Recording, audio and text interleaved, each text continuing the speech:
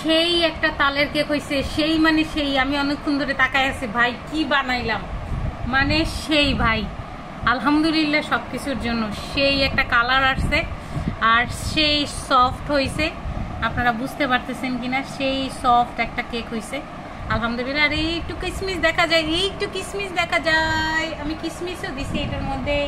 আলহামদুলিল্লাহ সব কিছুর জন্য।